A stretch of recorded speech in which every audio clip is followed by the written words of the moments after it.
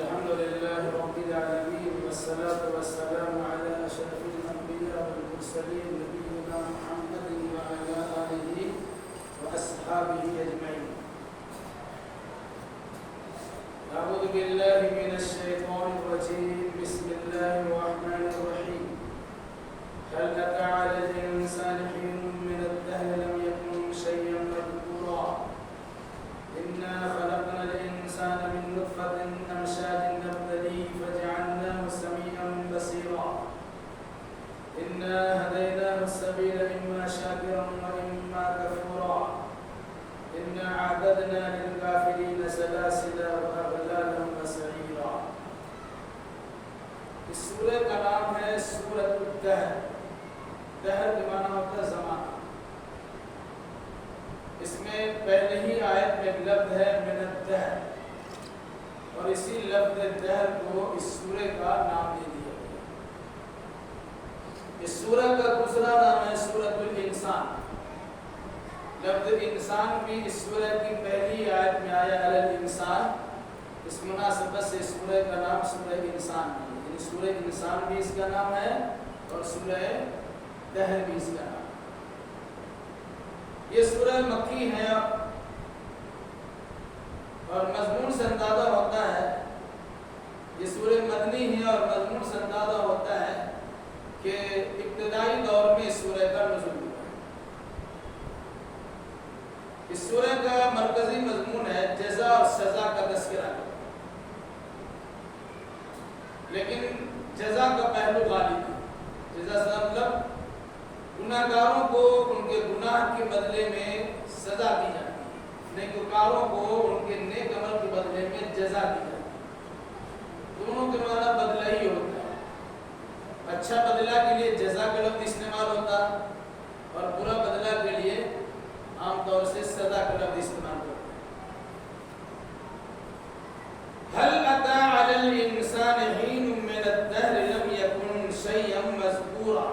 یقینا انسان پر وقتوں میں سے ایک ایسا وقت گزرا ہے لم یکن شیئا مذکورا کہ جس وقت میں یہ کوئی قابل قدر چیز نہیں تھا.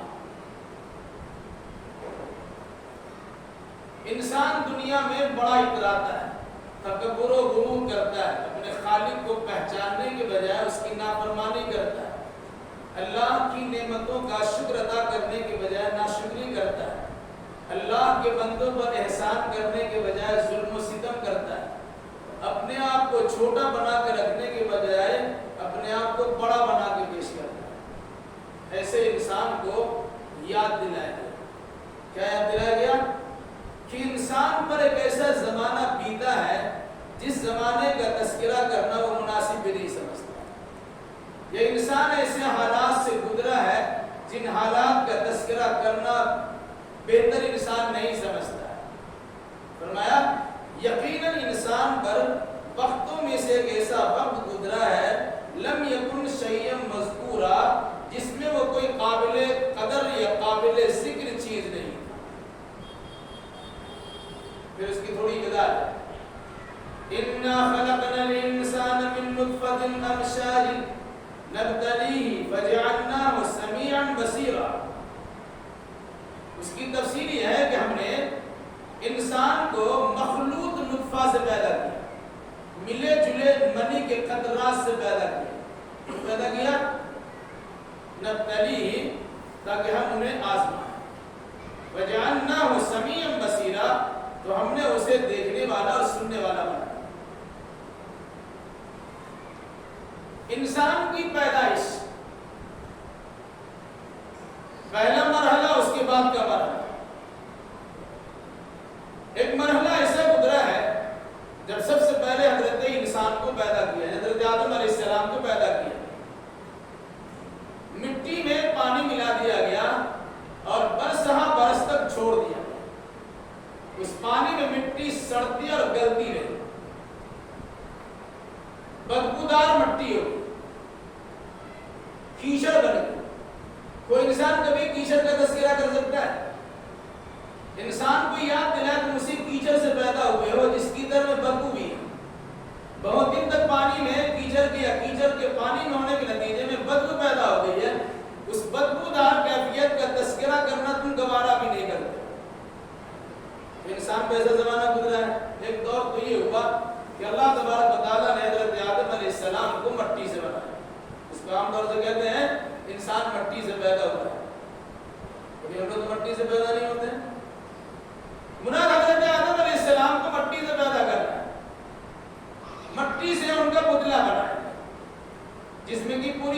بنائیے، پھر اس میں روح ڈالیے۔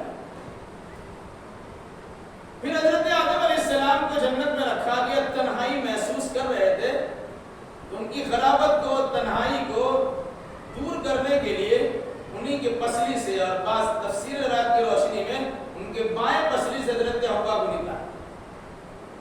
پھر اس کے بعد ان دونوں کے درمیان میل ملاپ کا طریقہ بتایا گیا، رکھا گیا، جس سے نسل کا سلسلہ شروع ہوا، تبادل و تناسل کا سلسلہ شروع ہوا۔ دنیا میں حضرت آدم و حوا تشریف لائے، دونوں کا میل ملاپ ہوا اور بچے کی ولادت ہونا شروع ہوا۔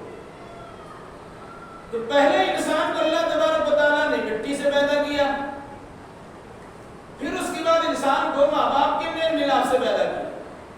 پہلے اس سے میں تذکرہ کیا گیا کہ وہ کبھی کوئی قابل قدر شخصیت کے طور پہ نہیں تھا، قابل ذکر چیز کے طور پہ وہ انسان نہیں تھا، مٹی میں پانی ملا ہوا ہے، پانی میں مٹی ملا ہوا کی شکل میں اس کی حیثیت تھی۔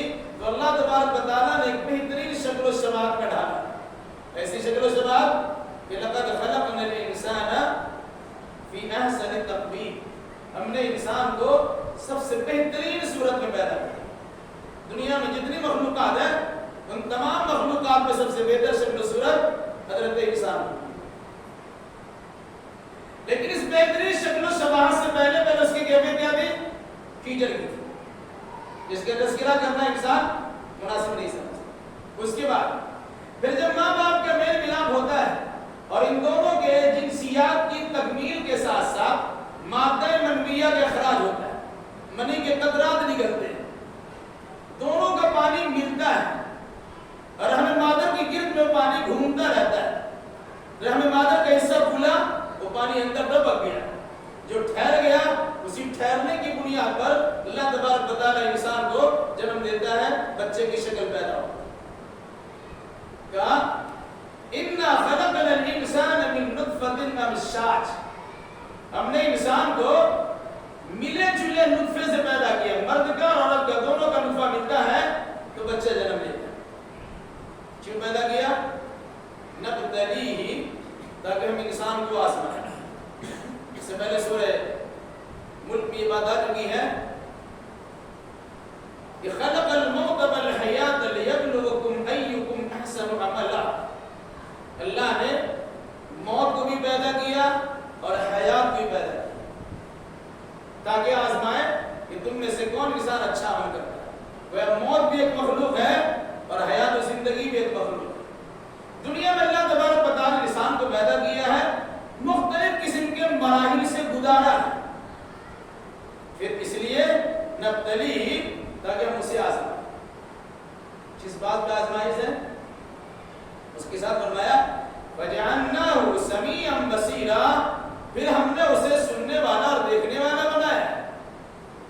مراد آزمائش کی شکل ہی ہوگی کہ ہم نے کائنات میں بے شمار چیزیں رکھی ہیں جسے دیکھ کر انسان عبرت و نصیحت حاصل کر سکتا ہے اور اپنے خالق کی معرفت اور پہچان حاصل کر سکتا ہے۔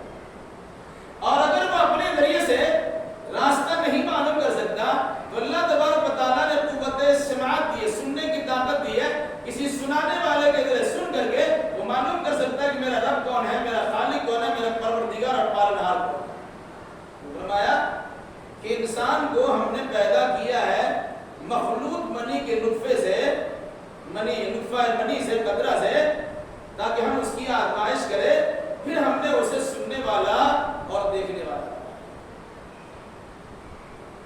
مقصد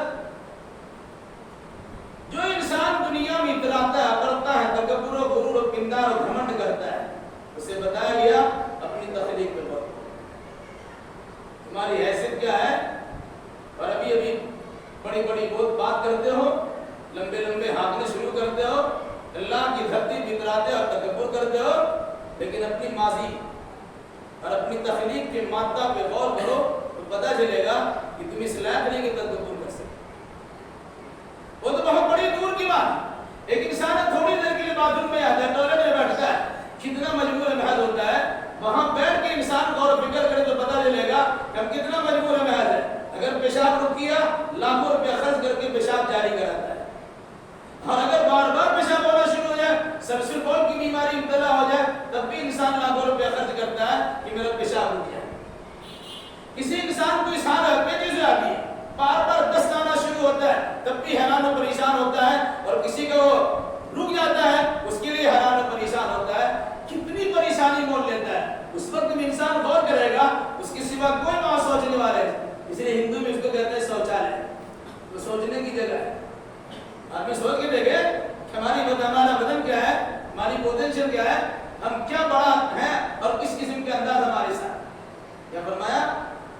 نبتلیہ فجعلناہ سمیعا بصیرا. ہم نے انسان کو ماں باپ کے نطفہ اور منی کے قطرات کے ملے جلے مخلوط مادہ سے پیدا کیا ہے تاکہ ہم اسے آزمائیں. پھر ہم نے اسے سننے والا بھی بنایا ہے اور دیکھنے والا بھی. جس کو اللہ نے سننے کی طاقت دی ہے اور دیکھنے کی طاقت دی ہے, اسے اللہ تبارک و تعالیٰ خصوصی شکریہ ادا کرنا چاہیے. ایسے بھی لوگ ہیں جو سن نہیں پاتے ہیں, ایسے بھی لوگ ہیں جو دیکھ نہیں پاتے. وہ بھی کوئی انسان ہے, کیونکہ بالمقابل انسان کو دیکھنے والا بنایا اور سننے والا بنایا.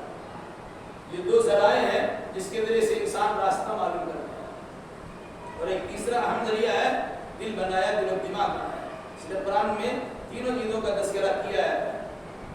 ختم اللہ علی قلوبہم وعلی سمعہم وعلی ابصارہم غشاوہ. اللہ ان کے دل پہ مہر لگا دیا ہے, ان کے کان میں ٹھیپی ڈال دی ہے, ان کے آنکھ میں پٹر لگا دیا ہے. نہ وہ سن سکتا ہے, نہ وہ دیکھ سکتا ہے, اور نہ وہ سوچ سمجھ سکتا ہے. نتیجے کے طور پر وہ تاریکیوں کے اندر ٹامکٹوئیاں مارتا ہے, حیران و پریشان ہے. تو کہا کہ انسان کو اللہ تبارک و تعالیٰ نے پیدا کیا ہے ماں باپ کے ملے جلے منی کے قطرات سے, اور تاکہ ہم اس کی آزمائش کریں گے. پھر ہم نے ہی اسے سننے والا اور دیکھنے والا بنایا ہے. اگر وہ اپنی آنکھوں سے دیکھ کر اللہ کی نشانیوں میں غور و فکر کر کے اللہ کو پہچان لیتا تو بڑی بات ہے. اور اگر ایسا اس کا استعمال نہیں کر پاتا, کوئی مبلغ اور مسلح اس کے پاس آتا ہے, کوئی داعی اور دعوت دینے والا اس کے پاس آتا ہے اور اسے اللہ تبارک و تعالیٰ کی پہچان سناتا ہے, پھر وہ سن کے ماننے کے لیے تیار ہو جاتا ہے, تب بھی اس کے لیے کمال کی بات. اِنَّا هَدَيْنَاهُ السَّبِيلَ إِمَّا شَاكِرًا وَإِمَّا كَفُورًا. ہم نے اس کو راستہ دکھا دیا. انسان کو ہم نے راستہ دکھا دیا, یا تو وہ شکر گزار بن جائے یا تو وہ ناشکرا ہو جائے. راستہ کی دو شکلیں ہیں. سب سے پہلے انسان جب پیدا ہوتا ہے تو اللہ تبارک و تعالیٰ شروع میں اسے دو نالی دکھاتا ہے, دودھ کی دو دھاریں دکھا دیتا ہے. بچے ماں کی چھاتی کو پکڑتا ہے, دودھ پینا شروع کرتا ہے, کوئی سکھاتا نہیں ہے. چھاتی کا حصہ منہ میں گیا, بچہ چوسنا شروع کرتا ہے. کون سکھاتا ہے؟ ہدیناہ السبیل. قرآن نے کہا فہدیناہ النجدین, ہم نے اسے دو راستے دکھلا دیے. اس سے مراد دو راستہ کیا ہے؟ وہ دودھ کی دو نالی ہے جس سے انسان دودھ پیتا ہے, یہ راستہ اسے ملا. دوسرا وہدیناہ النجدین, ہم نے دو راستے دکھلائے, ایمان کا راستہ اور کفر کا راستہ, جنت کا راستہ, جہنم کا راستہ. یہاں بھی اللہ نے کیا فرمایا؟ فَإِنَّا هَدَيْنَاهُ السَّبِيلَ, ہم نے اس انسان کو راستہ دکھا دیا. اِمَّا شَاكِرًا وَإِمَّا كَفُورًا, یا تو یہ شکر گزار بن جائے یا تو ناشکرا بن جائے. کیسے؟ اللہ نے آنکھ دیا, اللہ نے کان دیا. ان دو نعمتوں کے ذریعے سے راستہ معلوم کر سکتا ہے. اللہ کی بے شمار نعمتیں ہیں, یا تو اس کا شکریہ ادا کرے یا اس کی ناشکری کرے. شکر گزاری کی صورت یہ ہوگی کہ نعمت الہی کو مانے, اسے پہچانے, اس کے ذریعے خالق کو جانے اور اس کو مانے, اور اس کے فرمان کے مطابق عمل کرے. یہ شکر گزاری کی صورت ہے. ناشکری کی صورت یہ ہے کہ نعمتیں اللہ کی بے شمار آپ کو ملی ہوئی ہے, لیکن اس کی ناقدری کرتے ہیں, اس کا شکریہ ادا نہیں کرتے ہیں, اس کے مطابق آپ کے عقیدہ اعمال نہیں بنتے ہیں, کوئی آپ نے ناشکری اور ناقدری کر دی. فرمایا کہ ہم نے راستہ دکھا دیا ہے. اب راستہ دیکھنے کے بعد انسان کا کام ہے یا تو شکریہ ادا کرے, ایمان پر قائم و دائم رہے, جنتی اعمال بجا لائے, یا پھر ناشکری کرے اور اللہ کی نعمتوں سے محروم بھی ہو جائے اور جہنم کا راستہ دے. پھر فرمایا اِنَّا أَعْتَدْنَا لِلْكَافِرِينَ سَلَاسِلَ وَأَغْلَالًا وَسَعِيرًا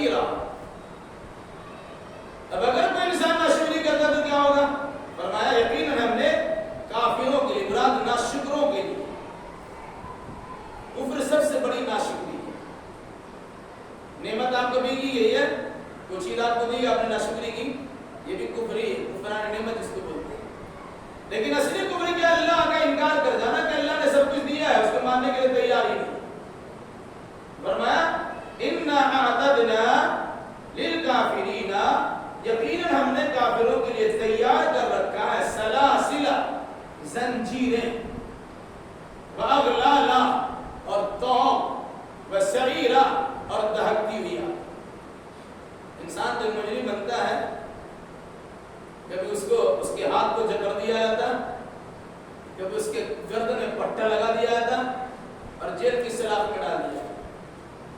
کہا کہ جو انسان اللہ کی نعمتوں کی ناقدری کرتا ہے اور کفر کرتا ہے، ایسے انسان خبردار ہو جائے کہ بے شمار نعمتوں کے سہارے اس کی زندگی گزر رہی ہے، لیکن اس کے باوجود ناقدری کرتا۔ ہونا تو یہ چاہیے وہ شکر گزاری کرتا ہے، لیکن ناشکری جب کر رہا ہے اس کو سزا سے دوچار ہونا پڑے گا، سزا بھگتنا ہی پڑے گا۔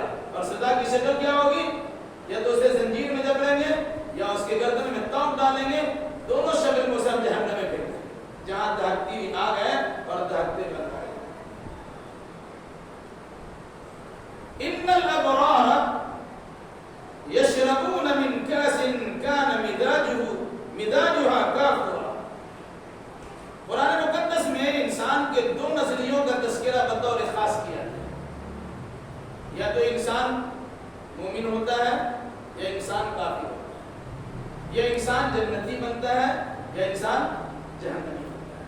قرآن کا اپنا طریقہ یہ بھی ہے کہ کہیں جہنمی کا تذکرہ اختصار سے کیا جاتا ہے تو جنتی کا تذکرہ تفصیل سے کیا جاتا، مگر کیا دونوں ایک ساتھ جاتا ہے۔ کہیں جنتی کا تذکرہ مختصر ہوتا ہے تو جہنمی کا تذکرہ تفصیل کے ساتھ ہوتا ہے، مگر بیان دونوں کا ہوتا ہے۔ مقصد کیا ہے؟ اچھے انسان خوش ہو جائے اور برے انسان اپنی عادت بدلنے کے لیے تیار ہو۔ چنانچہ کہا گیا کہ ہم نے کافروں کے لیے زنجیریں، توق اور دہکتی ہوئی آگ تیار کر رکھی ہے، یعنی جہنم۔ اس کے بعد فرمایا ان الابرار یشربون من کأس کان مزاجها کافورا۔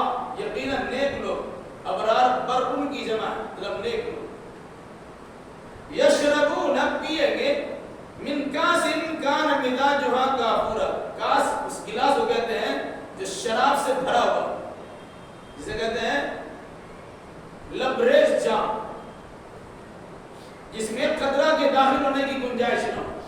ہلکا اشارہ ادھر ادھر ہوا وہ چھلک جائے۔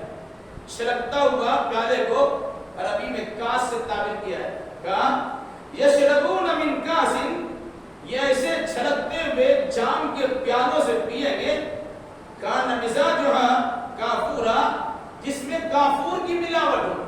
کافور سے مراد یا تو ٹھنڈک ہے یا پھر خوشبودار چیز ہے۔ ایک ہمارے کپور ہوتا ہے، اس کی بھی کچھ خوشبو ہوتی ہے، اس خوشبو سے انسان تو بھاگ جاتا ہے، اس کا تصور نہیں کر سکتے ہیں، لیکن سمجھانے کے ایک مثال دی گئی۔ فرمایا کہ ایسے چھلکتے ہوئے جام سے یہ لوگ شراب طہور پیئیں گے جس میں کافور کی ملاوٹ ہوگی، جو ٹھنڈا بھی ہوگا اور خوشبودار بھی۔ اور ایسا نہیں ہے کہ دو گلاس پی کے معاملہ تمام ہو گیا۔ فرمایا این یشرب بها این یشرب بها عباد اللہ یفجرونها تفجیرا۔ یہ وہ شراب ہے جس کا چشمہ جاری ہو۔ کہتا چشمہ جس سے اللہ کے بندے پیے گے، یفجرونها تفجیرا، اور اس کی شاخ اور اس کی نہریں جہاں چاہیں گے نکال کے لے۔ ایک بہترین قسم کا تالاب ہوگا مان لیجیے، جہاں کافور سے ملی ہوئی شراب رکھی ہوئی، اور پھر اس کی شکل یہ ہوگی کہ کم مقدار میں نہیں ہے، پینے والا جہاں کہیں جنت میں بیٹھا ہوا ہوگا وہاں سے اشارہ کرے گا تو اس کی نہریں پھوٹ کر آئے گی اور اس تک یہ پہنچ جائے۔ یہ فرمایا اینن ایسا چشمہ ہوگا، یشرب بہا عباد اللہ، جس سے اللہ کے بندے پیے گے، یفجرونها تفجیرا، اور اس کی شاخیں اور اس کی نہریں جدھر چاہیں گے نکال لے جائیں۔ ایک دو گلاس میں موقع نہیں، شادی بیاہ میں جائیے دو چار گلاس شربت پینے کے بعد آپ نے دیکھتا کتنا پیتا ہے، جوس وغیرہ پیجیے، اور کوئی پلانے والا دیکھ کے حیران بھی رہتا ہے، پھر دائیں بائیں بھی ہے۔ لیکن جنت میں آپ جائیں گے جتنا پینا ہو پیجیے، جہاں لے جانا لے جائیے، وہاں کسی قسم کی کمی نہیں ہوگی اور کسی قسم کی اس میں کوتاہی نہیں۔ یوفون بالنذر ویخافون یوما کان شرہ مستطیرا۔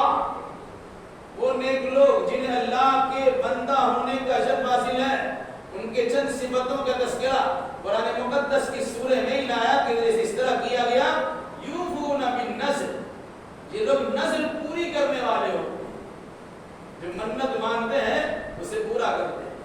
وَيَخَافُونَ يَوْمًا كَانَ شَرُّهُ مُسْتَطِيرًا، اور یہ ایسے دن سے خوف زدہ رہتے ہیں، ڈرتے رہتے ہیں جس دن کی مصیبت پورے طور سے چاروں طرف پھیلی ہوئی ہوگی۔ نذر کیا چیز ہے؟ اسلام میں نذر ماننا کیسا ہے؟ نظر مانتا ہے انسان کہ اللہ ایسا کام کر دے گا ہم ایسا کریں گے، میرا بیٹا اچھا ہو جائے گا ہم 5 روزہ رکھیں گے، میرا فلاں کام ہو جائے گا مسجد میں چندہ دے دیں گے۔ اس طرح کی جو نظر مانتے ہیں یہ نظر ماننا بہتر نہیں ہے، لیکن چونکہ جائز چیز کی نظر مانی ہے اس لیے جب نظر مان لی تو اسے پورا کرنا پڑے گا، کیونکہ اللہ آپ کو بغیر شرط کی دیتا ہے اور شرط لگا کہ اللہ کی بندگی کرے گا۔ ایسا لگتا ہے کہ اللہ تعالیٰ ہماری عبادتوں کو بھوکا ہے اور جب لالچ دیں گے اللہ 5 روزہ رکھیں گے تو میرا بیٹا کو ٹھیک کر دے گا، اس سے کچھ ہوتا نہیں ہے۔ اس رسول کے مطابق نظر میں کوئی خیر نہیں ہے، البتہ بخیل کی جیب سے کچھ مال نکال لیا ضرور جاتا ہے، اس لحاظ سے نظر ماننے سے منع کیا گیا۔ لیکن اگر کسی نے نظر مان لی جائز چیز کی، جیسے عبادت کرنے کی نظر مانی تو یہ نظر جب مان لیا اس کو پورا کرنا پڑتا ہے۔ لیکن اگر کسی انسان نے ناجائز نظر مان لی، میرا بیٹا ہوا تو اجمیر میں چادر چڑھا دیں گے، ایسا نظر ماننا بھی جائز نہیں ہے اور مان لیا تو پورا کرنا بھی جائز نہیں ہے۔ لیکن اگر آپ نظر مانے کر میرا بیٹا ہوگا تو ہم خانہ کعبہ جا کر حج کریں گے، تو اللہ نے آپ کو وسائل دیا تو آپ کو حج کرنا ہوگا، نظر پورا کرنا پڑے گا۔ تو جائز چیز کی نظر مانی جا سکتی ہے، گناہ نہیں ہے، لیکن نہ ماننا بہتر ہے، اور اگر آپ نے مان لیا ہے اس کا پورا کرنا لازم و ضروری ہے۔ ناجائز چیز کی نظر مان بھی نہیں سکتے ہیں اور اگر آپ نے مان لی ہے اس کا پورا کرنا جائز ہے۔ فرمایا یوفون بالنذر، یہ نظر کو پورا کرتے ہیں۔ نظر جو اللہ سے انہوں نے معاہدہ کیا کہ اللہ ایسا کر دے تو ایسا کریں گے تو پورا کرتے ہیں، اس میں انکار نہیں کرتے، کوتاہی نہیں بناتے۔ وَيَخَافُونَ يَوْمًا كَانَ شَرُّهُ مُسْتَطِيرًا، وہ ڈرتے ہیں اس دن سے جس دن کی مصیبت 4 جانب پھیلی ہوگی، مطلب قیامت کے دن سے ڈرتے ہیں، کیونکہ وہاں تو برادری نہیں چلے گی، رشتہ داری نہیں چلے گی، قرابت داری نہیں چلے گی، وہاں تو عمل کی بنیاد پر فیصلہ ہوگا۔ اچھا عمل کیے ہوں گے بدلہ اچھا ملے گا، برا عمل کیے ہوں گے برا بدلہ آپ کو ملے گا۔ اس دن کی مصیبت سے انسان ڈرتا ہے کہ اگر ہم نے خلاف ورزی کی، نظر مانی تھی پورا نہیں کیا، عبادت کرنے کا حکم ملا تھا بجا نہیں لایا، اللہ اس کے رسول کے فرمان کے مطابق زندگی گزارنے کی تاکید کی گئی تھی، ہم نے اس کی خلاف ورزی کی ہے، تو ڈرتا انسان کہ یہاں تو بچ کے نکل جاتے ہیں، اللہ کی جب پکڑ ہوگی تو کیا ہوگا۔ اس پکڑ کے ڈر سے انسان عبادت بھی کرتا ہے، عبداللہ بن جاتا ہے، اللہ کا بندہ بنتا ہے، اور ساتھ ساتھ اللہ سے کی ہوئی نظر کو پوری بھی کرتا ہے۔ وَيُطْعِمُونَ الطَّعَامَ عَلَى حُبِّهِ مِسْكِينًا وَيَتِيمًا وَأَسِيرًا، وہ کھانا بھی کھلاتے ہیں عَلَى حُبِّهِ، اللہ کی رضامندی حاصل کرنے کے لیے۔ کس کو کھلاتے ہیں؟ مسکین کو، یتیمہ یتیم کو، اسیرہ قیدی کو۔ کیا مطلب؟ ایک انسان کھانا کھلاتے ہیں ضرورت مند، مسکین اس کی ضرورت پوری نہیں ہوتی، چلو ہم دعوت دیا کھانے کی، اسے گھر میں کھانا پہنچا دیا، گھر میں کھانا بلا کے کھلا دیا۔ اسی طریقے سے مسکین کی مدد کی، مسکین گھر میں کھانا پہنچا دیا، دانا پہنچا دیا، اپنے گھر میں بلا کے کھلا دیا۔ تو آدمی قید میں پڑا ہوا ہے، شروع دور میں قیدیوں کے لیے کوئی کھانا بننے کا انتظام نہیں تھا، تو صحابہ کرام قیدیوں کو بھی کھانا کھلاتے، پہلے ان کو کھانا کھلاتے تھے پھر اپنا کھاتے تھے۔ اس زمانے کے قیدی اور آج کے قیدی میں کتنا بڑا فرق ہے۔ وہ بھی جیل تھا جہاں آزاد رہنے والا انسان بعد میں کھاتا تھا اور قیدیوں کو پہلے کھلاتا تھا۔ آج ہم پورا کھا لیتے ہیں، قیدی مر جائے اس کی پرواہ نہیں۔ تو کہا جو اللہ کے بندے ہوتے ہیں وہ کھلاتے ہیں کھانا، کیوں کھلاتے ہیں؟ اللہ حبہ، اللہ کی محبت میں، اللہ کی رضامندی کے حصول کے لیے۔ کس کو کھلاتے ہیں؟ مسکین کو۔ آج ہمارا حال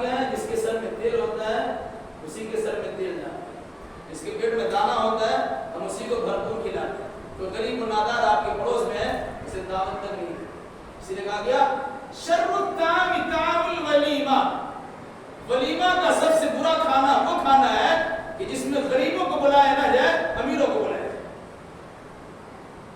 تو مسلمان اور مومن کی پہچان یہ ہے وہ غریب و نادار کو اللہ کی رضامندی کے حصول کے لیے کھلاتے ہیں، بطور خاص مسکینوں کو کھلاتے ہیں، یتیم کھلاتے ہیں اور قیدیوں کو کھلاتے ہیں۔ پھر اس کھلانے پر ان سے اجرت کے مطالبہ نہیں کرتے، ایسا نہیں کھلا دیا ایک دو وقت ناشتہ کرا دیا، چائے پلا دیا تو سوچے کہ ہماری تعریف کرتا رہے گا، نہیں، بلکہ وہ کہتے کیا ہے انما نطعمکم لوجہ اللہ لا نريد منکم جزاء ولا شکورا، ہم تمہیں کھلاتے ہیں اللہ کی رضامندی حاصل کرنے کے لیے، لا نريد منکم جزاء، میں تجھ سے بدلہ نہیں چاہتا ہوں، ولا شکورا، اور میں شکریہ چاہتا ہوں۔ ایسا نہیں کھلا دے تم بھی مجھ کو کھلاؤ گے یا کم سے کم صبح شام سلامی مارتے رہو گے، یہ مقصد نہیں ہے۔ اللہ نے دیا ہے، اللہ کی دی ہوئی روزی سے ہم آپ کو کھلاتے ہیں۔ اگر کسی انسان کو توفیق مل جائے تو اللہ تبارک و تعالیٰ کو بہت بڑا کرم ہے۔ کیا فرمایا؟ انما نطعمکم لوجہ اللہ، کھلانے کے بعد وہ تانا نہیں دیتے بلکہ ان سے کہتے ہیں کہ شکریہ بھی ادا مت کیجیے اور ہم آپ سے بدلہ کی کا مطالبہ بھی نہیں کرتے ہیں، یعنی بدلہ بھی نہیں چاہیے، شکریہ بھی نہیں چاہیے۔ یہاں لوگ کھلاتے ہیں، کھلا کر اس کے احسان بھی جتاتے ہیں اور دنیا والوں کے بعد سامنے بازار کا اس کا پرچار کر کے اس کی عزتوں کی دھجیاں بھی اڑا دیتے ہیں۔ مومن اور غیر مومن میں فرق ہے۔ کیوں ایسا کرتے ہیں؟ اِنَّا نَخَافُ مِن رَبِّنَا يَوْمًا عَبُوسًا قَمْطَرِيرًا، ہم اپنے رب سے ڈرتے ہیں اس دن کے لیے، یا اس دن کا اپنے رب کا ڈر اور خوف محسوس کرتے ہیں جس دن کہا کیا ہوگا یومن عبوسن، عبوس مطلب ترشرو، جس دن انسان کے چہرے پھٹے پڑ جائیں گے، عبوسن، اور قمطرین مطلب سخت، انسان سخت ترشرو ہو جائے، جیسے مصیبت آتی ہے تو انسان کا چہرہ پھیکا پڑ جاتا ہے، ہوائیاں اڑنا شروع ہو جاتی ہے، بالکل منحوس کی زندہ لگتا ہے۔ انسان جب کانا کروٹا بھی ہوتا ہے لیکن خوش ہوتا ہے، اس کے چہرے دمکدار چمکتے رہتے ہیں، لیکن اپنا خوبصورت انسان ہے اور غموں کے آثار ان کے چہرے پر جھلک رہے ہو تو ایسا لگتا ہے کہ بالکل منحوس بنا ہوا ہے۔ قیامت کے بارے میں کیا کہا گیا؟ قیامت کے دن کیسا ہوگا؟ یومن عبوسا قمطریرا، وہ ترش مزاج، یہ ترش روح بنا دینے والا دن ہوگا اور بڑا ہی سخت دن۔ یہ کھلانے والا کہتا ہے کہ ہم اللہ کے واسطے کھلاتے ہیں، ہم آپ پر تانا تشریح نہیں کرتے ہیں، احسان نہیں دکھاتے ہیں، کھلا پلا کر آپ پر اپنا حق نہیں جماتے ہیں، بلکہ کھلانے کے مقصد اللہ کا رضا، اللہ کی رضا حاصل کرنا ہوتا ہے، اور ایسا اللہ تبارک و تعالیٰ کا ڈر ہوتا ہے کہ اگر ہم کو دیا کہ ہم نے نہیں کھلایا تو اللہ کی جانب سے پرشش بھی ہو سکتی، پوچھا جا سکتا ہے۔ اسی پرشش کے ڈر اور خوف سے ہم کھلاتے بھی ہیں اور اسی پرشش کے ڈر اور خوف سے کسی قسم کا احسان جتاتے بھی نہیں ہیں اور شکریہ کا مطالبہ بھی نہیں کرتے۔ فَوَقَاهُمُ اللَّهُ شَرَّ ذَلِكَ الْيَوْمِ وَلَقَّاهُمْ نَضْرَةً وَسُرُورًا، تو اللہ انہیں اس دن کی مصیبت سے بچا لے گا، وَلَقَّاهُمْ نَضْرَةً وَسُرُورًا، اور انہیں تازگی اور خوشی مسرت عطا کر دے گا۔ تازگی، چہرے سے تازگی جھلک رہی ہوگی اور دل کے اعتبار سے انسان مسرور ہوگا، بڑا خوش و خرم ہوگا۔ مطلب کیا ہوگا کہ اللہ تبارک و تعالیٰ ایسے انسان کو جو دنیا میں بندوں کا خیال کرتا ہے، اللہ کے بندوں پہ خرچ کرتا ہے، انہیں کھلانے پلانے کا بندوبست کرتا ہے، وہ شکر گزاری کا جذبے کے ساتھ نہیں بلکہ اللہ تبارک و تعالیٰ کی رضامندی کے حصول کے لیے اور اللہ کی پکڑ سے بچنے کے لیے کھلاتا پلاتا ہے، تو اللہ نے کہا ایسے انسان کو ہم کل قیامت کے دن تر و تازگی عطا کریں گے، سرسبزی و شادابی عطا کریں گے، چہرہ اس کا دھمک رہا ہوگا، چمک رہا ہوگا اور دلی اعتبار سے انسان خوش و خرم بھی ہوگا۔ اس کا معاملہ کیوں ہوگا؟ وَجَزَاهُمْ بِمَا صَبَرُوا جَنَّةً وَحَرِيرًا، اللہ ان کو بدلہ دے گا بطور جنت، بِمَا صَبَرُوا، اس سب سے انہوں نے صبر کیا ہے، وَحَرِيرًا، اور ریشمی لباس عطا کرے گا۔ مطلب کیا ہوگا؟ انسان نے جو عمل کیا اور انسان نے جو صبر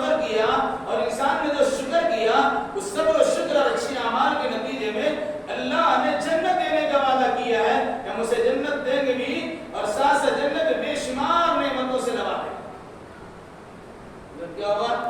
وہ انسان سوچے گا بغیر عمل کے جنت میں چلے جائیں وہ بھی صحیح نہیں، اور انسان سوچتا عمل کرنے کے بعد ہم جنت میں چلے ہی جائیں گے تب بھی صحیح نہیں۔ تو حدیث بھی آپ کے سامنے ہے، آپ نے فرمایا تم میں سے کوئی انسان یہ نہ سوچے کہ وہ اپنے عمل کی وجہ سے جنت میں چلا جائے۔ صحابہ پوچھا رسول اللہ ولا انت یا رسول اللہ، اللہ کے نبی صلی اللہ علیہ وسلم کیا آپ بھی اپنے عمل سے جنت میں نہیں جائیں گے؟ میں ولا انا، میں بھی اپنے عمل سے جنت میں جاؤں الا ان يتغمدني الله ربي بمغفرة ورحمة، ہاں جب میرا رب مجھے اپنی رحمت و مغفرت کے سائے میں ڈھانپ لے گا اس کے نتیجے میں جنت میں جاؤں۔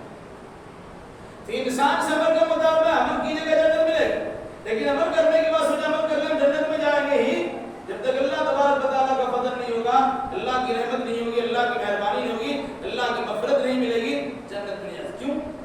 ہم تو اپنے انداز میں جنتی اعمال کیے ہیں، کس جذبہ، کس ارادے، کس مقصد کے ساتھ کیا ہے وہ اللہ جانتا ہے۔ دکھاوا ہے، نام و نمود ہے، ریا و سمعہ ہے، اس بنیاد پہ کیا وہ اللہ جانتا ہے۔ ہم تو سمجھ رہے ہیں کہ دنیا کے لوگ جانتے نہیں ہیں، ہم تو اچھا عمل کرتے ہیں، لیکن اللہ تبارک و تعالیٰ کی جو معیار مطلوب ہے اس کے مطابق ہمارا عمل نہیں ہوا، ردی کی ٹھوکری بناتے ہیں۔ اس لیے فرمایا کہ جب اللہ تبارک